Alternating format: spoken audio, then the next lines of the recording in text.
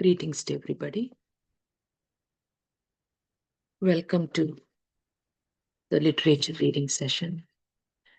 We are all fortunate we just had a very profound sitting with revered Daji. Today's chapter is on Bhakti, Saguna Bhakti and Nirguna Bhakti and all that. On that last night I was studying to understand the real depth on Bhakti. And I was reading Swami Vivekananda's teachings and some of his disciples' talks and all that. So we will try to understand a little bit more about devotion. From the teachings of all the great sages of the great Bharat, India, it is said that in devotion, there cannot be any form of negativity in the mind of a true devotee. So that brings us to the topic of lot of times when we doubt our Guru, that is a negative thought. So immediately when such doubts happen, we submit it at his lotus feet.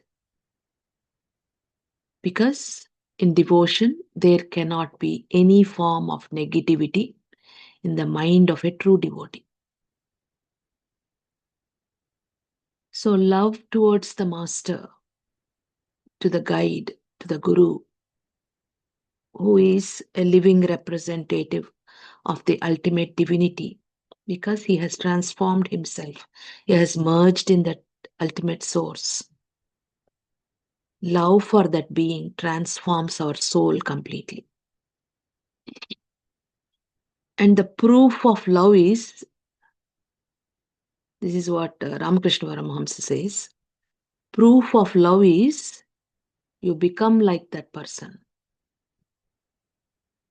You reflect the attitude, the knowledge, even the expression of the person. That is why Babaji Maharaj once mentioned that, when the master completely transmits, even the physical form becomes similar to that of the master. That is why if you look at the masters, if you look at Daji, a lot of times he reminds us of Lalaji Maharaj. It is because of this mergence. And what is this state? What is this mergence known as to us? It is the state of Sarupyata, Samipyata, and Salokyata. What does that mean? The Sarupya means you become like the Lord. You radiate that divinity. Samipyata is you are in the nearness, in the realm of the Lord. You create a divine world. Sayujata is you are in constant touch with his consciousness. It is an unbroken chain. Your heart has a cord connected to his heart, his consciousness. Sayujata. So for a devotee, only the divine is the real. The master is real. And strangely, because we have all been working on this point A intentions of, complaints are leaving and all that stuff. This is all mentioned in the scriptures. It is said, Bhakta's mind set, it has no complaints. The state of the mind of the Bhakta, a devotee, has no complaints. It has no catastrophes. It doesn't blame others. It does not agonize anything. It doesn't show any cognitive distortions like mental distortions. And it says Bhakti makes the heart so soft. It is home for everyone. I loved that word. It is home for everyone. No feeling of animosity. Because that is what we learned in the Tuesday class, which is what Gita says, that there is no animosity. There is no enemies. Because all of us Most of us struggle with that. It's not easy. I mean, I struggle too when somebody did something to me. We all struggle. That is normal. Even we struggle with our own spouses and family when they say something negative to us. But the great masters say the heart becomes so soft.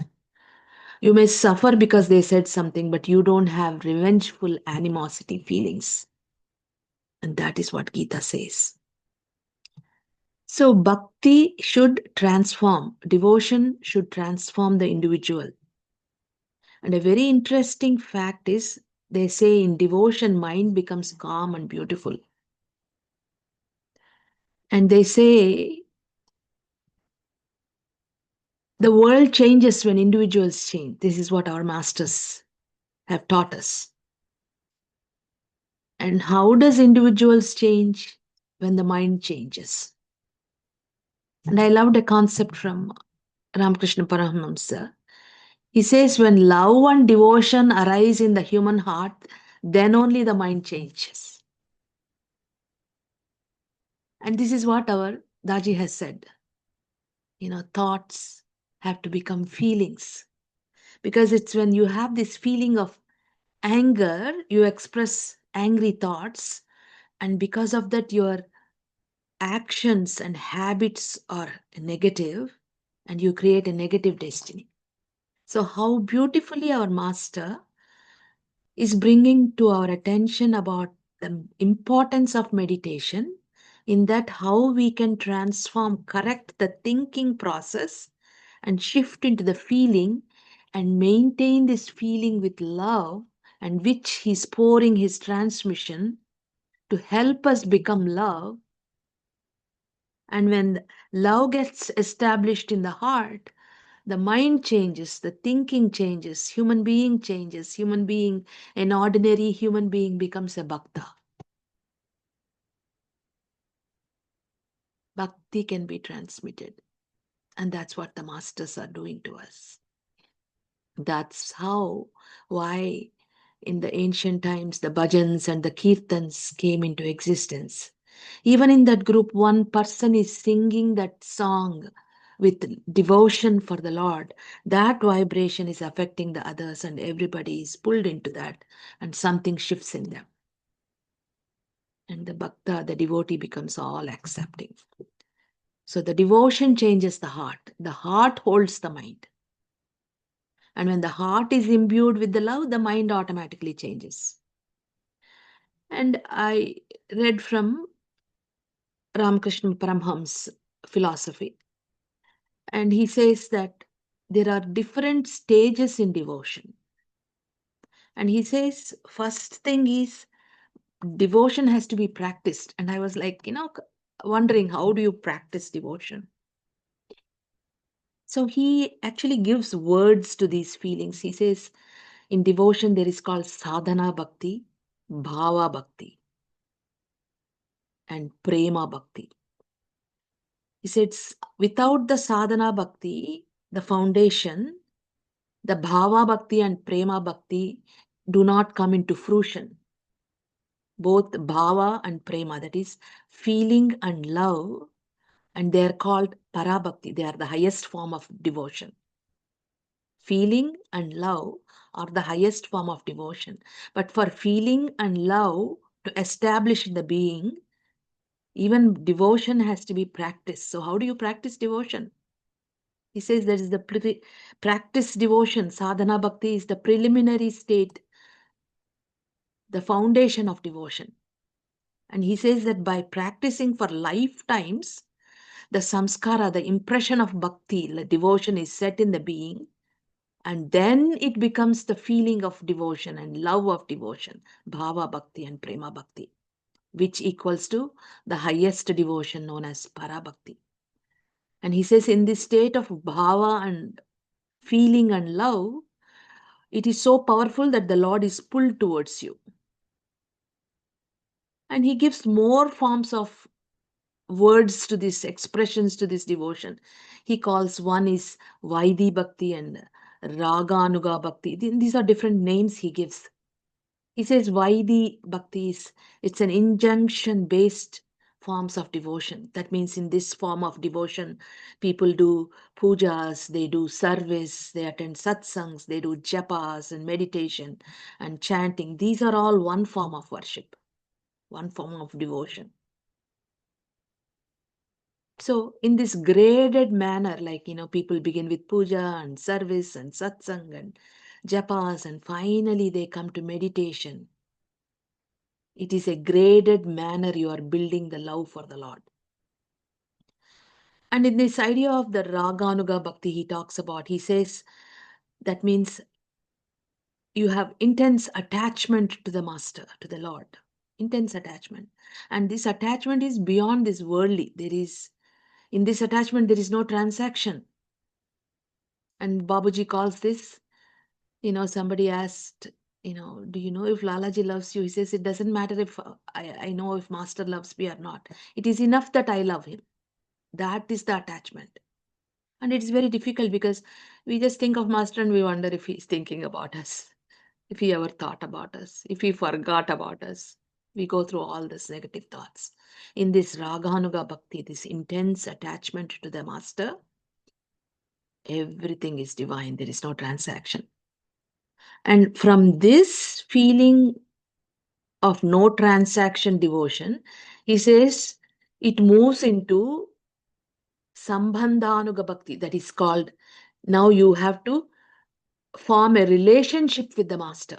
And this Daji also has mentioned from Lalaji's writings. He says that you have to create a relationship with the Master, whether it is in the form of a father, a mother, a brother, a guru, a friend, finally beloved. So in this, Ramakrishna Paramahamsa gives several ideas in this Sambandhanuga Bhakti, as it is called, expressing your love as a relationship. You are establishing a relationship with the Divine Master. And he says that there are 5 forms of feelings, like how our Master said. And he said that worshipping him is according to your deep inclination. And he says, even the deep inclination as to how to worship him, the Master gives it to us. So sometimes when we have a certain feeling towards the Master, if your heart is feeling uncomfortable because that's not how he wants you to worship him. So we have to become sensitive. So for all this, he says, before we can come to establishing a relationship with the Master in a certain way, he says, first step is you have to have the Shanta Bhav, he calls it, a calm attitude of devotion to the Lord. No personal relationship. And this is the calmness of the rishis of the ancient times. Until and unless you have a Shanta Bhav, a calm feeling, you cannot worship. You cannot have an attitude, a particular attitude. And that is where a lot of us struggle in. A lot of us, when we meet the Master, we fall in love, and because his attitude, his love just touches us, that a lot of the women, the easy way for them to worship is as a beloved, and we think we are Radha and he's Krishna. Doesn't work until we attain mastery over the earth point. It is not easy.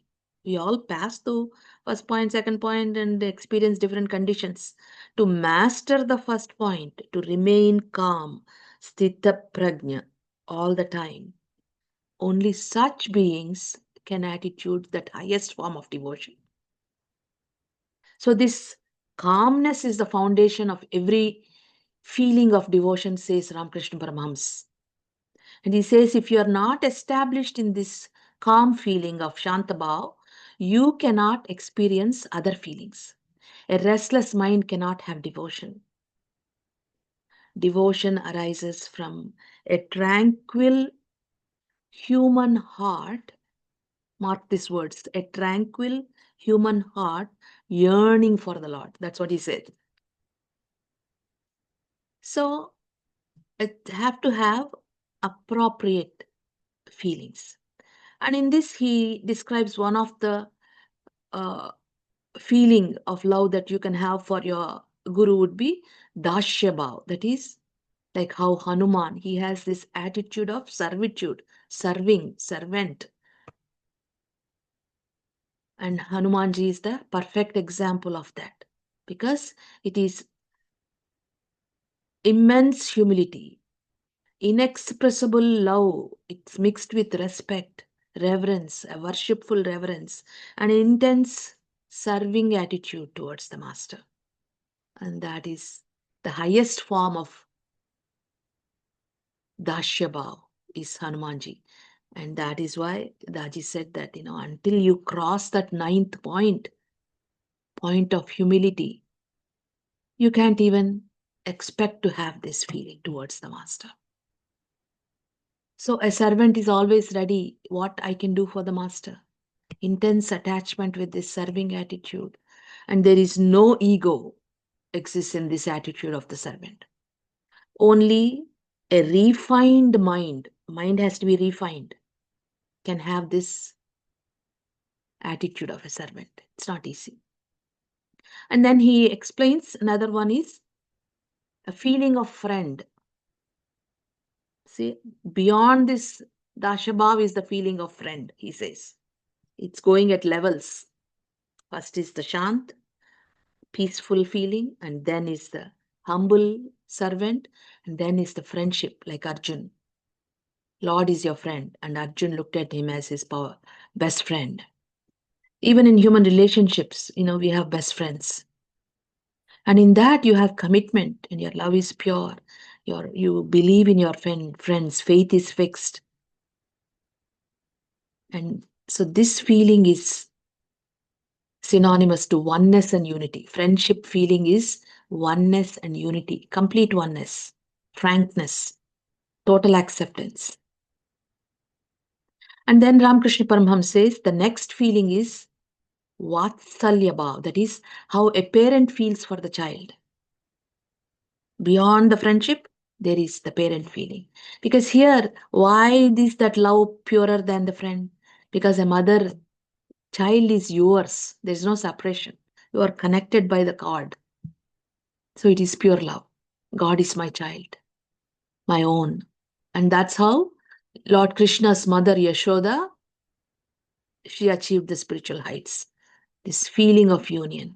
And in Lord Rama's life, Shabari, she was eating the food, tasting the food first.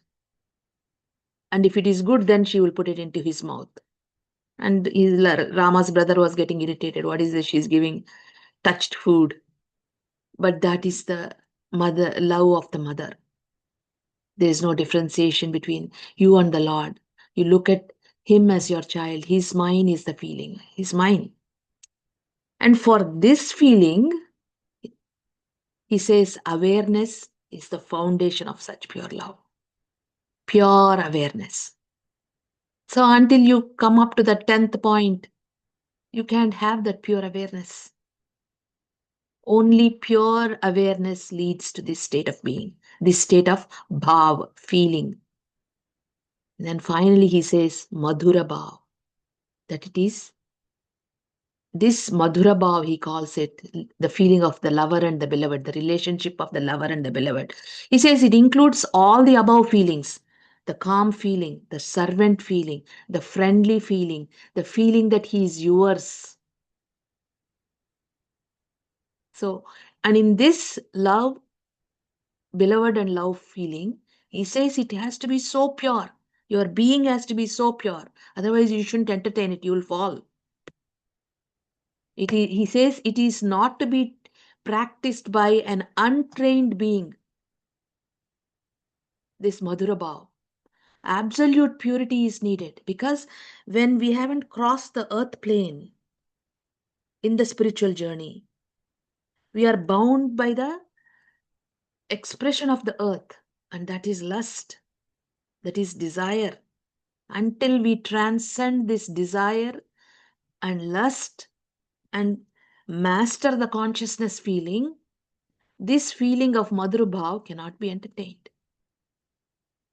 And that is why the master keeps correcting us, correcting us. Absolute purity is needed. It is an elevated state of consciousness. In this state of consciousness, there is an immense attraction towards the Lord. It is the strongest devotion. That is why, it is said that Chaitanya Mahaprabhu, whose statue you see in front of Revered Daji's house.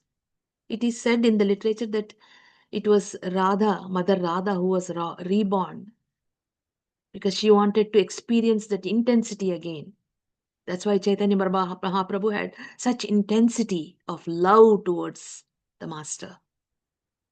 It is Radha's longing for Krishna. And no one in the universe has it. It is not ordinary.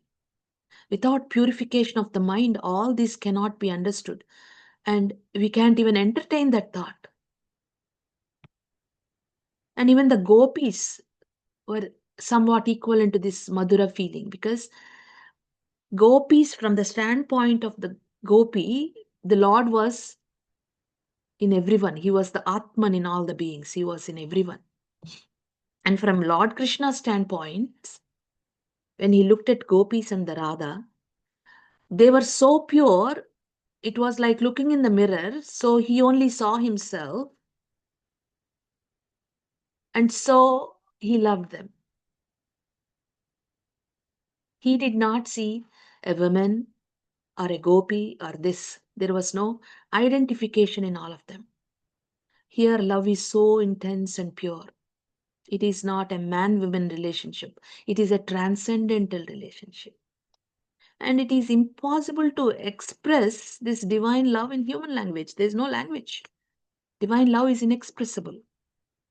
Infinity cannot be expressed in a finite way. It is not possible. So, foundation for all these bhavas is the feeling of calmness. And that is why our Master keeps on guiding us moment by moment by transmitting and constantly sticking to the base. Meditate, feel, feel the calmness. Because once that is established, the connection to the Master is so clear, his consciousness will communicate to you which approach you should take, which way you should worship him. Because if you look at the history, it's filled with so many sages meditating on their masters in so many forms. Lalaji Maharaj and Babuji Maharaj, it was beloved. If you look at Swami Vivekananda, it was simple. He was my master. That was enough for him.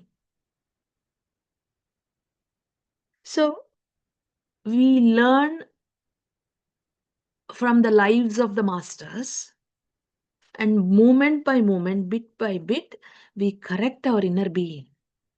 Our correct our way of thinking. How does that way of thinking change? And this feeling gets established. And everything bottoms down to sadhana leading to shanta, calmness. In this chapter, I read about that bhakti because now we are starting chapter 12, and it's called Saguna and Nirguna Bhakti. From one pointedness to totality. And this is the thoughts of Vinobha Bhave. Brothers, the waters of the river Ganga are holy everywhere. But some places on her banks are like Haridwar, Kashi, Prayag, are considered particularly holy. They have blessed the whole world. The Gita is too holy from the beginning to the end. Still, some of its chapters have special holiness, like the places of pilgrimage. So he's comparing Bhagavad Gita to the river Ganga, where it is continuously flowing, the water is the same, but at certain points it becomes more sacred. The chapter on which I am going to talk today is one such chapter. The Lord Himself has described it as the nectar. This is a small chapter with only 20 verses, but it is as sweet and life giving as a spring of nectar. The Lord has Himself eulogized here the greatness of devotion. In fact, the principle of bhakti has been introduced in the 6th chapter itself. The first 5 chapters deal with the science of life.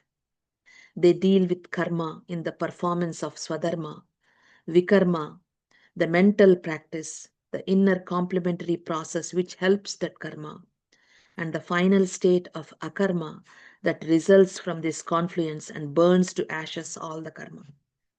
With this, the exposition of the science of life is complete. In one sense, it is the principle of devotion that has been discussed thereafter from the sixth chapter to the 11th. The sixth chapter tells us how to have one pointedness of mind and discuss the means therefore and the need for it. The 11th chapter presents the complete and holistic vision. Let us now see how we have made the long journey from one pointedness to this vision. Beginning was made with one pointedness of mind. Once this is achieved, one becomes capable of pursuing any study. Here, what this one pointedness of mind is the state of calm, Shantabhav. One pointedness of mind can be utilized for the study of any subject with good results. But such a study is not the highest goal of the concentration of the mind. The study of mathematics, for example, does not fully test the concentration of the mind.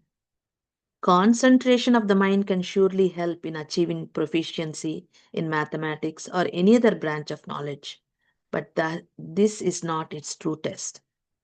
Hence, it was recommended in the 7th chapter that we should concentrate our mind on the feet of the Lord. The 8th chapter exhorts us to try continuously till the moment of death to be at the feet of the Lord with all the sense organs devoted to Him and the whole being dedicated to His service. You know how this statement includes everything, all the bhavas, the calmness, the feeling of servant, the feeling of the friend, the feeling of the mother, the feeling of the beloved. Everything is included in this statement. And for this, all our sense organs must be trained to serve this one purpose. And that is why we meditate, where all our sense organs will come to the state of perfection. When they are in the state of perfection, they know what to do. All the senses have become used to devotion. There is nothing else in the mind. This is what should happen. All the senses should be madly in love with the divine. Those around us may be wailing or singing hymns. They may be absorbed in weaving webs of desires and passions. Or one may be in the company of saintly persons. Whatever may be the condition, the senses should be trained by constant practice in such a way that the thought of the Lord would be in the mind at the moment of the death. That is what our masters are practically transforming us with the practice, with the remembrance, with the transmission, with the cleansing. They're bringing us to that state of being where at that moment of the death, your mind is not feeling, thinking anything, it is with Him. This lesson of constancy has been given in the 8th chapter.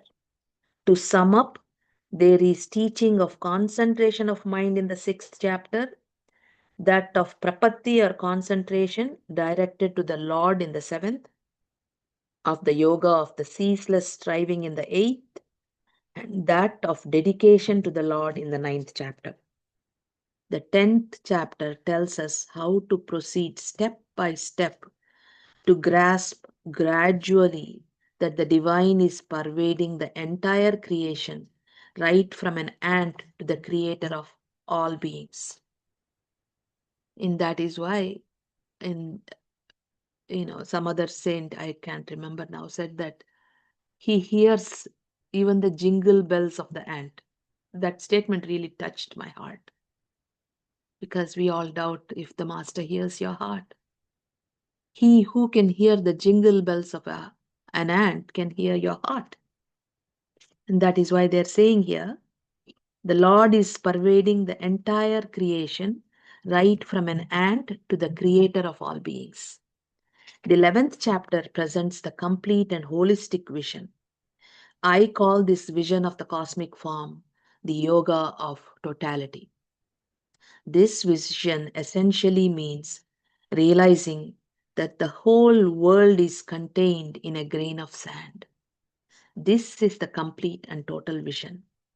The element of devotion has thus been examined from different angles from the 6th to the 11th chapter. We'll read a couple more paragraphs. The Saguna and the Nirguna devotee. The discussion of devotion is going to be completed in the 12th chapter. Arjuna has asked a question here, which is similar to what he had asked in the 5th chapter. When the exposition of the science of life was concluded, he asks, some devotees worship you in Saguna form, while others worship you in Nirguna form, that is, form with the form and without the form. Whom do you like more? What answer could the Lord give? It is just like a mother having two sons. Whom do you love more? The younger son is a little child deeply attached to his mother. He is happy only in her company and is restive if she is out of sight, even for a moment. He cannot bear separation from her. Without her, the world is like a big void for him. The elder son, too, is full of love for the mother, but he is grown up and mature. He can stay away from her. He serves her and takes all the burden and responsibility upon himself. Being absorbed in work, he can endure separation from her. He is admired by the world, and his reputation pleases his mother. If you tell this mother that she can have only one of these two sons and she will have to choose between them, what could she do? How can she make a choice? Try to understand her plight. She will be totally nonplussed and may mumble, I can bear separation from the elder one if I cannot help it. It is more difficult for her to tear away from the younger son from her bosom. His special attachment to her will weigh with her, and she may reply accordingly. But it cannot be said to be the real answer to the question as to which of the two sons is dearer to her. She will reply if she must, but it would not be proper to take her words literally. So it is in whatever way you worship the Lord. If the feeling is real, the feeling is sincere, you reach, the message is reached to him. That is why there were so many instances in our literature. If you look at Alvar, she would worship the Lord's form from childhood. So, form or formless, what is the essence behind? What is the feeling behind? That is what is important. The Lord has been put exactly in the same predicament. Arjuna asked the master, O master, one of the two devotees loves you madly. His mind is riveted on you. His eyes long to see you. His ears are eager to hear your praise. His hands yearn to serve and worship you. The other one is self reliant. He has controlled his senses and is ever absorbed in working for the well being of all. Engaged in selfless service of the society day and night, he does not even seem to remember you. He has realized oneness with the entire creation. Out of these two, whom do you love more? The Lord has replied exactly like that mother. He says, I love the former, the Saguna Bhakta, and the later too is mine.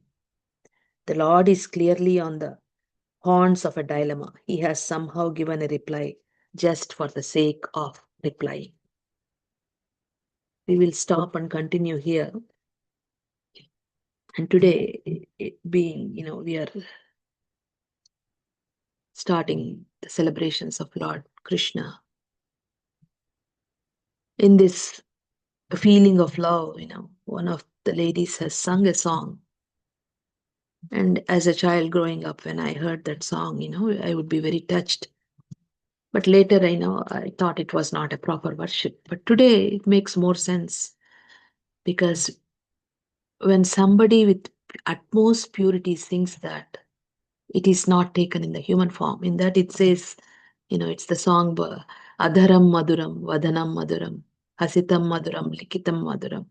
Madhuratipate Akhilam Madhuram. That is, your lips are sweet, your smile is sweet, your entire being is filled with sweetness. So here the poet goes to worship each organ of the master, the being, the beloved. When I was young, I used to love, and then I became a little mature. How can you say I love your lips and I love your eyes? And, to the master, you can't say that. But today, when we understood in that Madhura Bhava, in the feeling, relationship of beloved and the lover, when absolute purity is there, in every atom of the master's existence, you're only seeing that ultimate divinity, the infinite divinity. And in that infinite divinity, a lover is expressing in his very finite human way from where he is, from his lowest existence. And that is acceptable. So let us meditate. Very short time. Taji has already given us a very profound sitting. Let us absorb what he has given in this sitting.